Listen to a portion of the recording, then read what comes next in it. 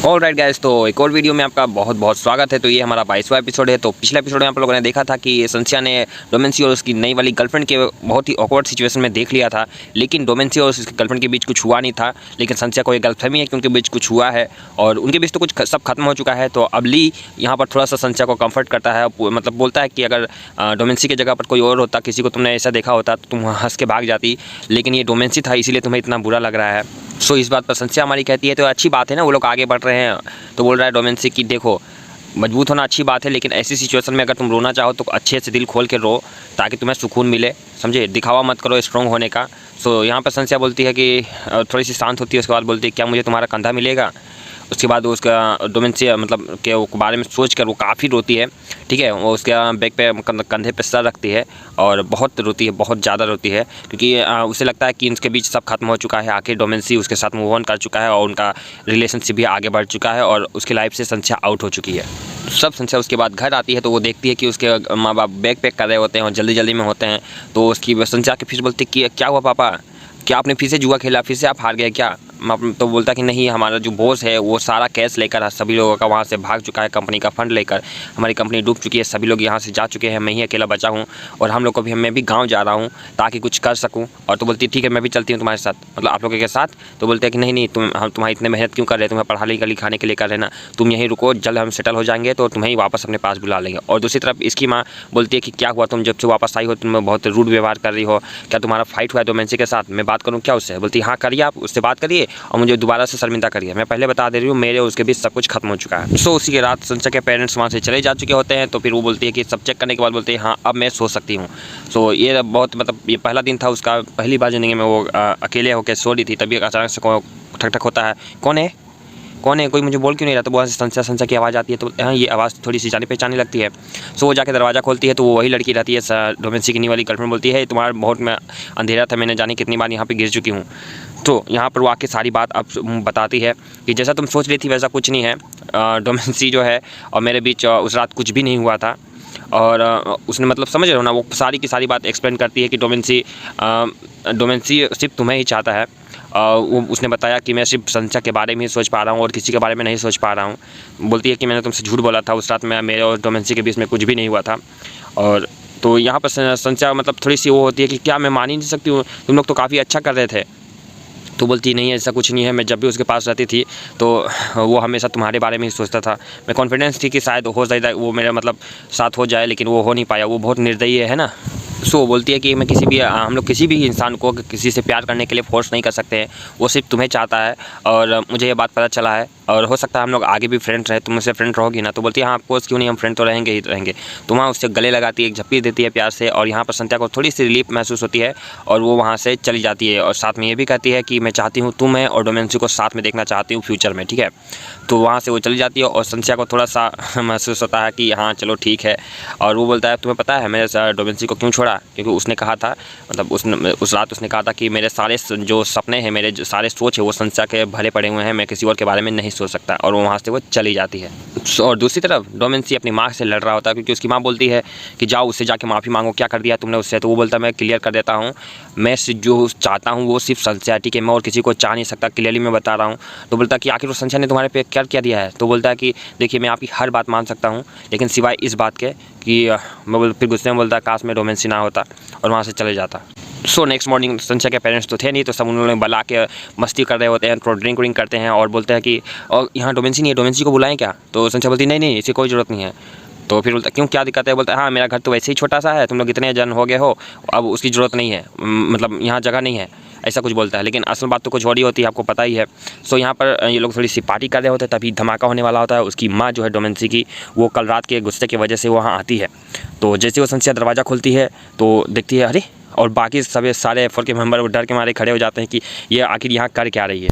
सो संध्या पूछती है miss dormancy आप यहाँ क्या कर रही हो।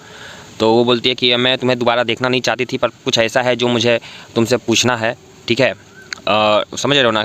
बोलता है कि मुझे कुछ तुमसे पूछना है और मैं वो पूछना है। वो पूछते हैं कि आखिर तुमने किया क्या, कैसे उन दोनों को अलग किया, मुझे समझ नहीं आ रहा, मुझे बताओगी ज़रा सा। मैंने कुछ भी नहीं किया है, मैंने कुछ भी नहीं किया, मैं बता रही हूँ आपको। उसकी माँ बोलती है हाँ मुझे पता था तुम एडमिट नहीं करोगी, कि तुमने कुछ नहीं किया। तो वो बोलती है कि ये लोग थोड़ा सा सपोर्ट करना चाहते हैं संस्या को, लेकिन ये मुझे बोलता है कि वो लोग के बीच हो सकता है कुछ अंडरस्टैंडिंग हो गई हो, मिसअंडरस्टैंडिंग हो गई हो, संस्या ने कुछ नहीं किया है, लेकिन उसके चुप करा देती है वो, ठीक है।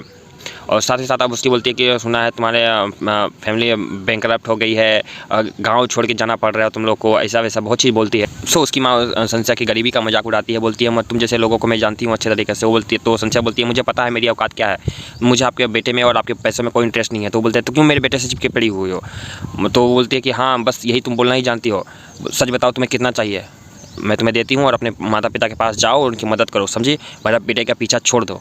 सो तुमने अपने दोस्तों की भी बुलाया है क्या कि वो तुम्हें बचा सके, पर तुम्हें कोई भी नहीं बचा सकता। तो यहाँ पे संस्या को बहुत ज़्यादा गुस्सा आ जाता है, बोलती है कि ये मत सोचना कि मैं यंग हूँ तो तुम मुझे परेशान कर सकती हो, तुम्हें खुसट बुढ़िया हो।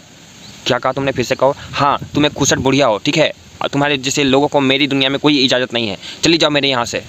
और एक बार हाँ अगर तुम्हें अपने बेटी की इतना ही चिंता है ना, तो एक कॉलर लो, उसे गले में बांध लो और अपने हाथ में उसे रख के आप चारों ओर घुमा करो, ताकि वो तुमसे कहीं और दूर ना जा पाए, ठीक है। असल बात तो ये है कि मुझे तुम्हारे लिए बहुत बुरा लग रहा है, तुम्हारे जैसे इंसान को मैंने अपनी पूरी दुनिया में, तुम्हारे जैसे बुरे इंसान को मैंने अपनी पूरी दुनिया में नहीं देखा है, ठीक है। तो इसलिए मुझे तुम्हारे लिए बहुत दुख होता है, और तुम यहाँ से चली जाओ, मैं दोबारा नहीं कहूँगी। मुझे बहुत बुरा फील हो रहा है तुम्हारे लिए कि तुम और तुम्हारा बेटा, इसके अलावा तुम्हें दुनिया में कोई नहीं दिखा देता, बाकी लोग तुम्हें इंसान नहीं दिखते हैं इस दुनिया में, तुम और तुम्हारा बेटा और कोई नहीं है, बाकी लोग इस दुनिया में इंसान ही नहीं है। मैंने कहा चुपचाप से यहाँ से चली जाओ, मैं दोबारा नहीं करूँगी। और वहाँ से इसकी माँ चुपचाप से चली जाती है, और सारे के सारे लोग देखते रह जाते हैं। और खासकर जब बोलती है ओड मंग, जो बूढ़ी खुसट बुढ़िया कहती है, तो उनके लोग तो होश उड़ जाते हैं फोर के बंदूक का कि ये इसने क्या कर दिया। तो संजय यहाँ पे गुस्से में जाती है और जाके दरवाज़ा बंद कर देती है। और जब वो दरवाज़ा बंद करके आती है तो F4 के बंदे क्या ताली बजा रहे होते कि ये कैसे कर दिया तुमने, क्योंकि उनकी तो हालत ख़राब हो जाती है उनके सामने, वो कुछ बोल नहीं पाते हैं। बस संजय तुम बहुत बहादुर हो, क्या एक्सप्रेशन है तुम्हारे चेहरे के, तुम तो पूरे बम की तरह उनके ऊपर बरस पड़ी। हाँ बहुत हो गया, अब मैं नहीं सह सकती, इसीलिए मुझे तो लोग अभी यहाँ पर थोड़ी सी बात होती है कि क्या डोमेंसी और वो जो लड़की है उनका ब्रेकअप हो चुका है क्या। तो इसका मतलब इसलिए तुम्हारी उसकी माँ यहाँ इतना गुस्से में आई हुई थी। सो यहाँ संस्या बोलती है कि अब मैं भागने वाली नहीं हूँ, वो जितना मुझे परेशान करेगी उतना ही मैं स्ट्रॉन्ग बनती जाऊँगी, मैं और कुछ नहीं जानती हूँ, मैं भागने वाली हूँ नहीं। सो यहाँ पर F4 के बंदे बोलते हैं संस्या अगर उसकी माँ चाहे ना तो तुम्हें चींटी की तरह मसल सकती है। यहाँ पर ये मुझे बहुत अच्छा लगता है, बोलता हाँ तुम पलक झपकाओगी भी नहीं और तुम मर चुकी होगी और डस्ट की तरह पूरी दुनिया में फैल चुकी होगी। तो क्या कर रहे हो तुम, अभी मुझे सपोर्ट कर रहे हो, अभी तुम लोग मुझे डरा रहे हो।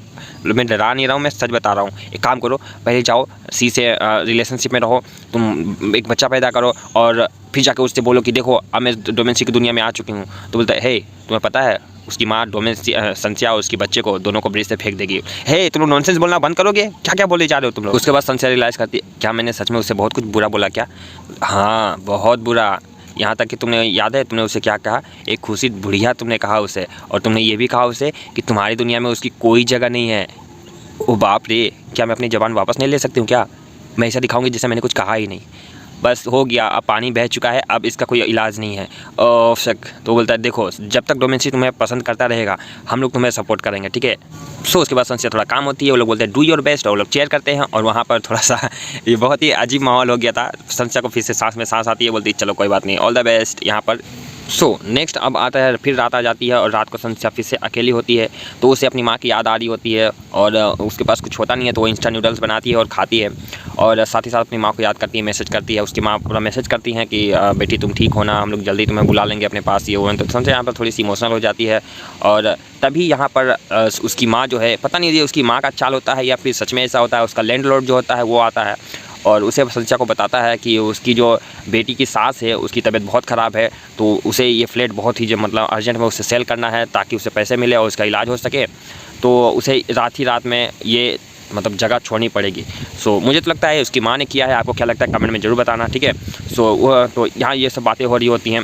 इसी बीच मैं आप लोग से एक बात पूछना चाहता हूँ, क्या कितने लोग हैं यार जिन्होंने मेरे सारे के सारे एपिसोड देख चुके हैं, अभी तक मैंने 21 एपिसोड डाल दिए हैं यार, तो मुझे कमेंट में ज़रूर बताना, मुझे कम से कम पता चले रेगुलर जो है मेरे साथ वो कौन कौन है। सो यहाँ पर संस्या जो है, संस्या को यहाँ से उसके घर से निकलना पड़ता है, बोलता है कि यार मैं तुम्हें थोड़ा ज़्यादा पैसा दे सकता हूँ प्लीज़, लेकिन निकल जाओ, मेरी मजबूरी को समझो। तो संस्या बेचारी अपना बोरिया बिस्तर लेकर बाहर निकलती है और एक अपडेट डालती है कि वो मतलब उसे घर से बाहर निकाल दिया गया है। सो संस्या अपने माता पिता से बताना सोचती है, लेकिन फिर बोलती है कि वो पहले से ही मुसीबत में है तो वो बताती नहीं है। और बोलती है थोड़ी सी प्रॉब्लम हो चुकी है, पर मैं इसे सॉल्व कर लूँगी, मैं आप लोग को बहुत मिस कर रही हूँ। और बस इतना ही कहना था कि वो संस्या फिर वहाँ से चली जाती है। एक्चुअली वो बताना नहीं चाहती कि यार मेरे ऐसे हो जाता है, उसके मम्मी पापा परेशान हो जाते। तो एक मैसेज डालती है, तो उसके जो दोस्त रहते हैं वो कमेंट करते हैं कि यार तुम मेरे यहाँ पर आ जाओ। वो फिर वो समझ रहे हो ना, उसके जो दोस्त रहते हैं, एक मेल और फीमेल जो रहती हैं, वो दोनों बोलते हैं कि चलो। और यहाँ पर डोमेंसी बहुत खुश होता है क्योंकि उसके दोस्त बता रहे होते हैं कि तुम्हारी माँ को ऐसे उसने बोला। और वो बोला कि ऐसा ली बताता है कि वो बोली थी कि मैं मतलब हमारे रिश्ते के बीच उसकी माँ को आने नहीं दूंगी। तो यहाँ पर डोमेंसी बहुत खुश होता है, बोलता है मैं संस्या से जा रहा हूँ मिलने के लिए।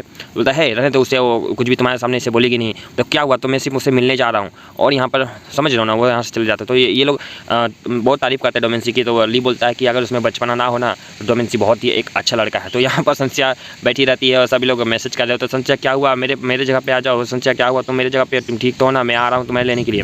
तभी डोमेंसी अपना हीरो बेचारा दौड़ता हुआ आता है और उसे पता नहीं था। और यहाँ पे वो सोचती है कि अभी कल ही तो उसकी माँ से मैंने बहस किया और आज देखो, आज मेरे पास घर ही नहीं है, ऐसा वो बोलती है। और वो बहुत चिंता में, अब मैं क्या करूँ, मैं कहाँ चली जाऊँ मैं। तो यहाँ पर डोमेंसी अपना आता है, देखता है अचानक से कि ये यहाँ क्या कर रही है, मतलब उसे वो मैसेज दिखता होगा। तो अचानक आके उसे गले लगाता है, बोलता है तुम पागल, तुम मेरे साथ रह क्यों नहीं सकती हो। बस ये प्यारा सा लाइन वो बोलता है।